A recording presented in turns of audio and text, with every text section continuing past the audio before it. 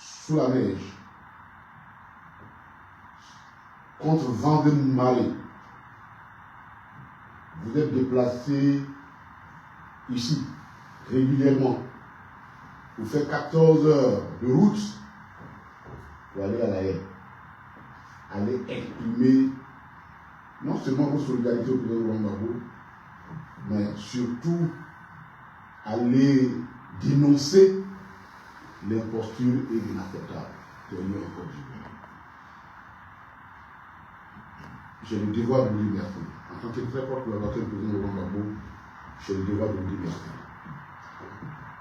Et je suis heureux de vous le dire en attendant que nous nous donne l'occasion de vous l'exprimer.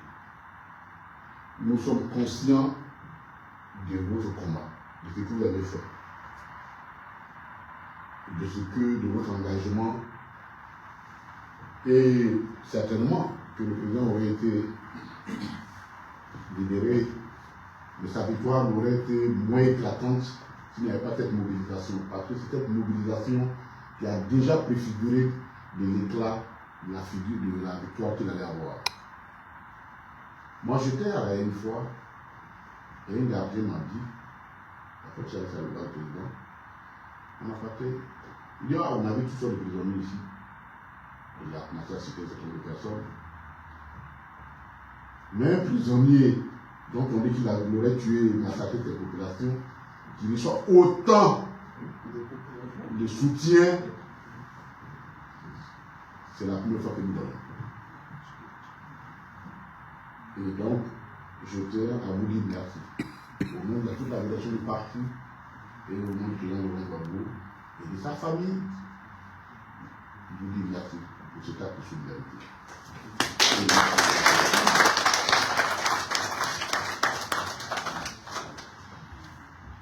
Et vous avez raison de le faire. Nous avions raison de le faire parce que le président Laurent Gbagbo a beaucoup donné à la Côte d'Ivoire. A beaucoup donné en termes de sacrifices personnels pour nos libertés. Pour nos libertés, il a tout donné. La CPI, c'est sa quatrième prison qu'il a faite. La quatrième fois, il a prison à la CPI. Et quand vous alliez à la CPI, vous voyez les murs extérieurs. Déjà que,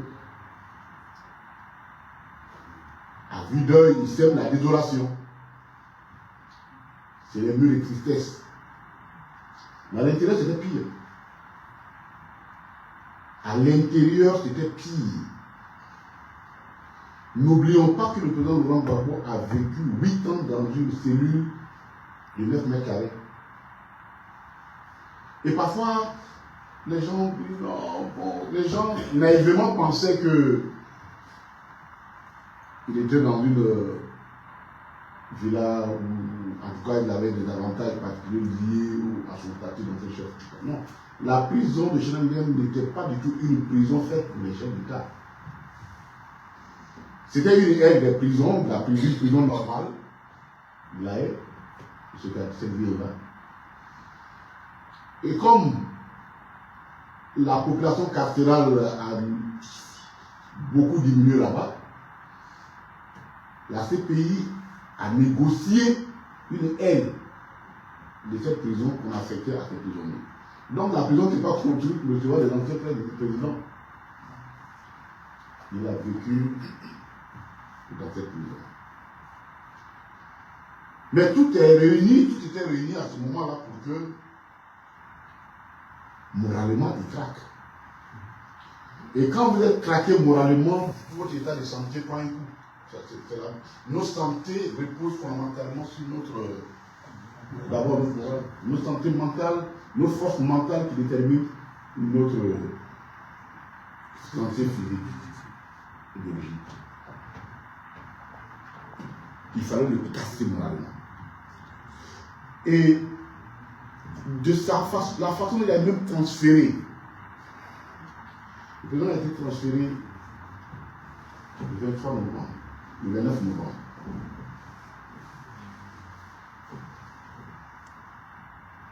2011.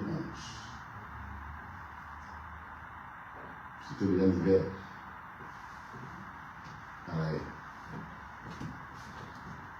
On ne lui a même pas donné l'opportunité d'avoir un habit chaud.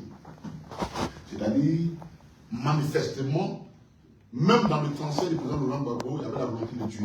Il ne faut pas avoir peur de dire les mots. Après avoir raté de le tuer dans les bombardements, parce que vous ne pouvez pas prendre quelqu'un de Korogo. En décembre à Korogo, il fait autour de 37 degrés. Et sachant que vous l'envoyez dans une zone de grand froid, parce que le Pays-Bas, c'est l'un des pays les plus froids d'Europe. Et vous l'envoyez. Il n'avait pour tout et en tout qu'une chemise. Parce qu'on ne lui a même pas dit l'honnêteté de lui dire, prends tes bagages, fais-toi, on l'a convoqué au tribunal. Et le tribunal, on lui a dit, bon, on t'envoie à la haine. On dans l'avion, on t'envoie à la haine. On ne lui a même pas donné l'opportunité d'aller chercher des bagages correspondants. De son amitié avec Jean-Pierre Bemba, qui est lui qui lui a donné son premier manteau.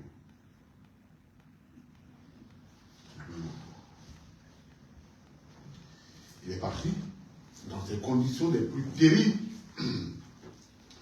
Et il a vécu dans les conditions les plus terribles. Si l'homme ne croit pas à son destin, ou du moins à la force de son combat, il craque. Mais non seulement il est là-bas, mais on traque tous ses collaborateurs. Moi, j'ai fait 2 fois la prison au Ghana. On m'a arrêté 3 fois. Ma dernière arrestation date de 18 mars, de mars 2018. J'ai fait 1 an de procès. Et je ne parle même pas des autres. Il y en a qu'on a retourné au pays. Mais tout ça, c'était pour casser le moral de monsieur. Et au moment où on le traque physiquement, son instrument de combat politique qu'il a créé, on se bat par tous les moyens pour lui arracher. Parce qu'on voulait le casser le moral. C'est pourquoi votre mobilisation était très importante. Ça lui a donné la force. Il a compris que derrière les murs, là, il y a d'autres personnes qui comprenaient son combat et qui le portaient déjà très haut. Et donc, c'est pour nous, pour notre liberté. Pour la liberté des peuples ivoiriens et des peuples africains que le président Laurent Gbagbo a subi autant d'atrocités. À la fois morale, physique et morale. C'est pour nous. Parce que quand je disais à quelqu'un, Gbagbo, il connaissait la route de sortie de la CPI. Hein. Le raccourci, là. Mais il a refusé ce raccourci. Il a refusé ce raccourci déjà à Korogo, lorsque ceux qu'on appelait les elders, mais qui visiblement manquaient de sagesse, moi je n'ai pas peur de dire les mots tels qu'ils sont allés le voir pour lui demander de reconnaître la victoire de Ouattara. Ce qu'il leur a dit avant, et il a répété ça au Sénégal, au Ghanéen, qui était l'ancien secrétaire général de l'ONU. Il dit, tu vois, vous m'avez mis la pression, alors que moi je cherchais la paix pour mon pays. Vous m'avez dit d'aller organiser les élections. Vous m'avez mis la pression. C'était vous, pour vous, c'était l'organisation. Et je vous avais dit que ce n'est pas sûr que ça nous envoie la paix en Côte d'Ivoire. Et voici ce que ça a donné. Non, la question, ce n'est pas de savoir qui la gagne ou pas. Vous connaissez ma position. J'ai demandé qu'on fasse le décompte des voix.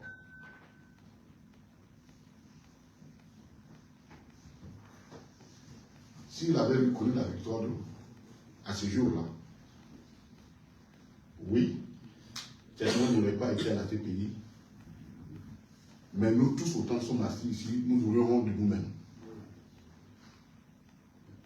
On aurait honte de nous-mêmes pour avoir suivi quelqu'un qui nous aurait menti.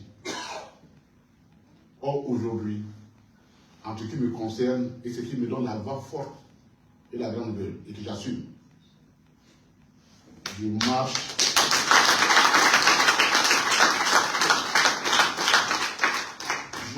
la tête haute parce que ce que nous voyions avant, la vérité que nous voyions, tout le monde la découvre. Et je suis heureux. Et c'est ça qui me donne la force. On aurait honte si le président Laurent Gbagbo avait capitulé. Donc c'est pour nous permettre, nous autres qui vont faire la politique, de faire la politique avec la conscience claire, la tête haute, que nous sommes dans le vrai. Nous sommes dans le vrai. Voilà le sens du sacrifice du président Laurent Gbagbo.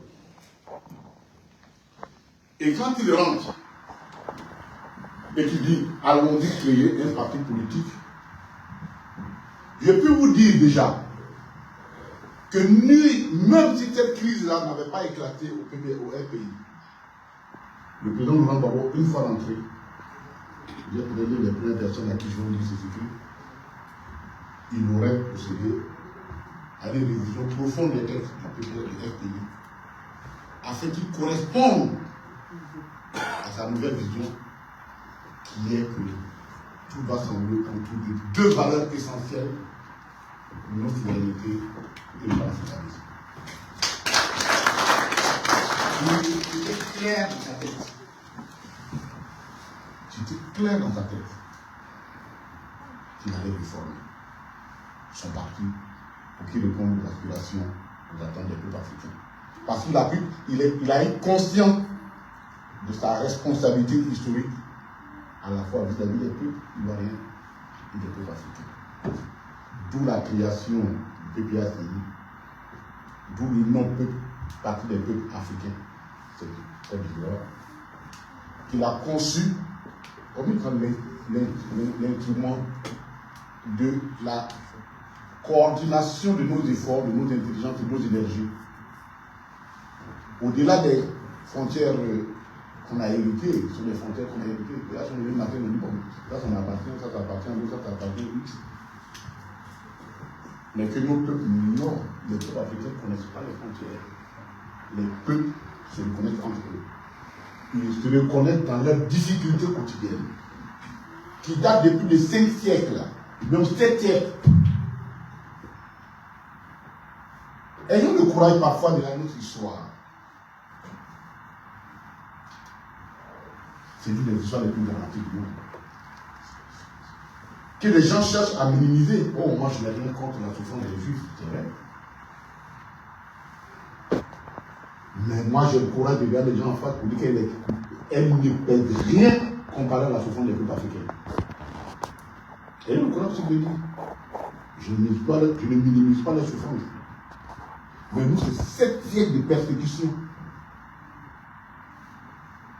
7 siècles de persécution. Il va falloir que nous on niveau là, on est là. Mais 7 siècles de persécution avec nos complicités. Nos complicités internes. Ça nous a fallu de grandes figures sur le parti. De grandes figures sont parties. Mais Dieu nous a préservé une figure. Et c'est tout le sens de la candidature du président Laurent Gbagbo en 2025. Tout le sens de la candidature du président Laurent Gbagbo en 2025. Pourquoi nous, les militants du PPACI, nous avons demandé, c'est nous qui avons fait la demande. Et le président a beaucoup tardé avant de répondre à cet appel-là. Parce que pour nous, cette candidature, elle répond à 2 objectifs principaux. Le premier, on ne faut jamais vous détourner ou reculer ou chercher une alternative au combat contre l'injustice, à l'injustice. Une injustice, ça te combat. Il n'y a pas de compromission possible, il n'y a pas de compromis possible avec une injustice. Une certaine injustice. Ce qui est injuste, ça te demande à ce combat. Le président Laurent Gbagbo a pris le pouvoir en 2000. Je ne cesse jamais de le répéter. Et j'attends qu'on m'implique un jour ce qu'il a pu faire.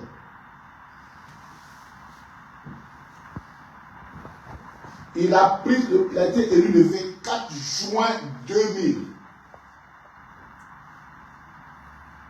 Il a prêté serment le 26 octobre 2000. 24 octobre 2000. Il a prêté serment le 26 octobre 2000. Son premier gouvernement a commencé à travailler le 27, le conseil des ministres octobre, dans lequel siégeaient déjà tous les partis sauf le RDR à son temps. Le PDCI était, le PITI était. Sa volonté d'ouvrir la Côte d'Ivoire. Le 8 janvier 2001, on va compter.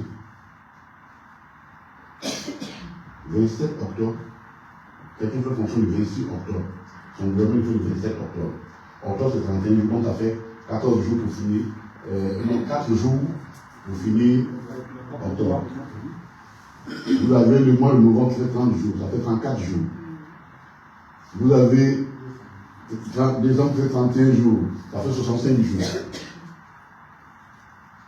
Vous avez 8 jours de janvier, ça fait 73 jours. Qu'on explique et qu'on essaie de nous convaincre. Qu'est-ce que le président Laurent Gbagbo a fait en 2 mois, 14 jours, pour qu'on l'attaque déjà le 21. Donc c'était prémédité. C'était attendu. Comment les gens en 14 jours ont pu se trouver les moyens, les armes, les hommes. On se demande qu'on allait faire une attaque. C'était prémédité. C'était voulu. Une telle justice. Et depuis lors, ce que je vous dis, les juges de la CPI l'ont répété. Ils ont dit exactement ceci.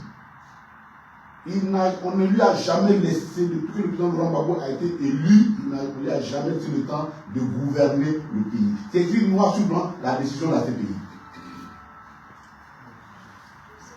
Donc ce n'est plus moi qui le dis. Ce n'est plus nous qui le disons. Même les juges de la CPI en sont arrivés à cette conclusion. Mais vous pensez que c'est pourquoi ils ont fait ça? Ce n'est pas parce qu'il s'appelle Laurent Gbagbo qu'il est des mamans, qu'il est bêté. Ça n'a rien à voir avec lui. C'est parce que nos adversaires, à la différence de nous, ils savent lire dans les livres. Ils savent lire, ils savent étudier et ont anticipé. Ils ont dit ce monsieur-là, si on le laisse déployer ce qu'il a commencé, nous sommes foutus. Voilà. Mais évidemment, on trouve tous les prétextes. On trouve tous les prétextes.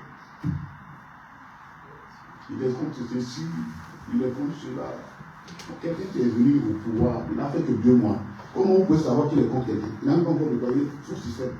Comment on peut savoir? Comment on peut prédire ça, préjuger de ça? Nous, cette injustice qui est faite, monsieur, elle est inacceptable. Non seulement il dit, mais il fait tomber tous les mandats d'arrêt. Parce qu'il n'oubliez pas que le président Bédié avait un mandat contre Ouattara. Quand il est tombé, on a mis un mandat contre lui. Il a rappelé tout ça. Il les a fait venir en Côte d'Ivoire. Il dit, parlons-nous. C'est notre leitmotiv. Et je voudrais que vous ne quittiez jamais ça, mon petit pays. Ne soyons pas tentés par quelque aventure que ce soit. Parce que notre conviction, avec le raisonnement, avec la logique, la raison, on fait tomber tous les murs. On applaudit ça. On applaudit ça. C'est ça, Gbagbo Laurent. On prépare à Poussi. On vous envoie sur des chemins. Ce n'est pas notre chemin. La violence politique, ce n'est pas le PPA, ce n'est pas le gouvernement. Mais la détermination dans le combat politique, oui, c'est notre ADN. On doit être déterminé dans notre combat. Et c'est ce qu'il a fait. Forum du dialogue politique. Le gouvernement dit non. Cette fois-ci, le RDR rentre. Or, c'était pour diriger le 5 août. On fait le gouvernement le 5 août. Le 9 septembre. Oui. Le dit quelque chose. Rébellion. L'état de rébellion. Mais malgré tout, non seulement il fait fonctionner le pays, parce qu'on est en train de parler de la situation, on entend les gens parler de lui, on va les retrouver. Il a même fait mieux que ce que. Je vous rappelle ici, et ça se trouve dans tous les documents que vous voyez, dans la crise, pays divisé en deux, le pays du plan de Gbagbo a doublé le PIB de la Côte d'Ivoire en 10 ans. Le PIB de la Côte d'Ivoire sur 16 milliards de dollars. Quand on les quittait, il était 38 milliards de dollars en 2010. Il a doublé. Ceux qui sont là, ils vont doubler que leur PIB, qui a après 15 ans, 14 ans. Donc, en termes d'évolution, ils n'ont pas fait mieux que nous. Mais, alors que eux, leur croissance, ils la font asseoir sur la dette, nous, c'était dans une politique de désendettement que nous avons fait accroître notre croissance. Voilà la chose entre eux et nous.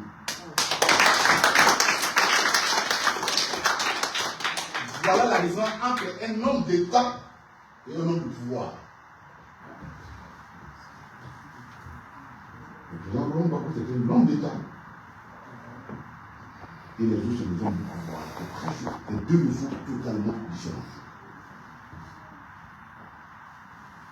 On a payé nos fonctionnaires, on a remboursé leurs dettes, engagé le PPTE, dont les fouilles ont été récoltées en 2012. Et d'ailleurs, ils ont de la dette, on va aller là-dessus, ils ont tout dilapidé d'ailleurs. Le président de Gbagbo se battait pour l'Afrique. Aujourd'hui, quelle que soit la forme que prend ce combat dans nos pays, mais au moins l'avantage de relever que ce sont les aspirations profondes de nos peuples. L'aspiration de nos peuples, nos aspirations, c'est notre souveraineté. Et c'est parce que le président n'a pas acheté ça que nous l'avons dit, président, il faut que tu sois candidat. Vous mettez, vous connaissez cette injustice. Ça, c'est le premier objectif. Le deuxième objectif, chers amis, nous sommes à un pied d'une troisième guerre mondiale. Parfois, je vois les leaders africains, je m'assure, mais comment on peut dire une conscience aussi profonde dans la vie? Nous sommes à un pas d'une crise mondiale, d'une guerre mondiale.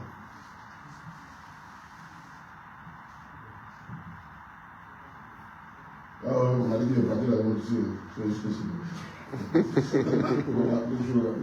Italiens avaient porté plein comme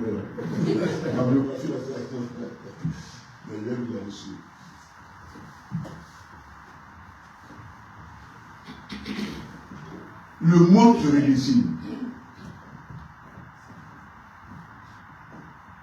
L'Afrique n'a plus besoin de sous-préfet. L'Afrique a besoin de vrais leaders. Capable de les regarder, nous faisons notre proposition nouvelle. Je l'ai dit et je le répète.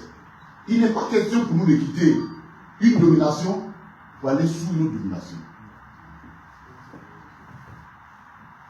Un maître dominateur reste un maître dominateur. Ce qu'il nous faut, et je suis heureux que nos amis soient là, c'est que nous renforcions nos liens d'abord africains pour constituer une force dans le monde, et nous avons tout pour le faire. Et c'est fort de ça que nous pouvons aller avec X et Y. Mais tant que nous allons rester émiettés, nous le Bénin, ils sont 17 millions d'habitants. Nous le Togo à côté, ils font à peine 8 millions d'habitants.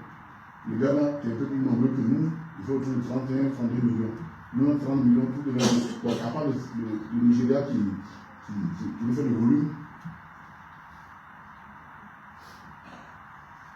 vous voulez qu'on fasse quoi devant la Chine, devant le Japon, l'Inde, les États-Unis et l'Union européenne?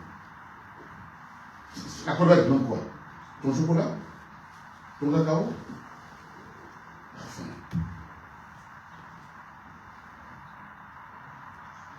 D'où il faut mettre à la tête de nos États des personnes qui connaissent aujourd'hui les enjeux, qui ne sont pas des mandataires des puissances étrangères, mais qui sont des Africains.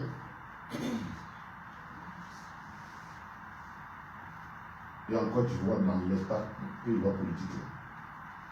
Moi, je n'en connais pas en dehors de nos gouvernements. Il ne faut pas te le cacher.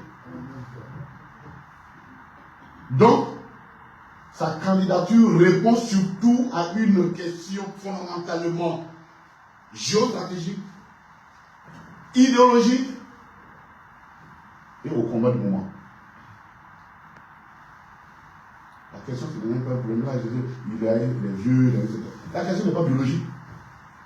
Ça n'a rien à voir avec elle n'est pas biologique. La question, est-ce que vous avez un leader qui a une vision par rapport au monde qui se dessine là? Oui, nous avons un leader et c'est Laurent Gbagbo.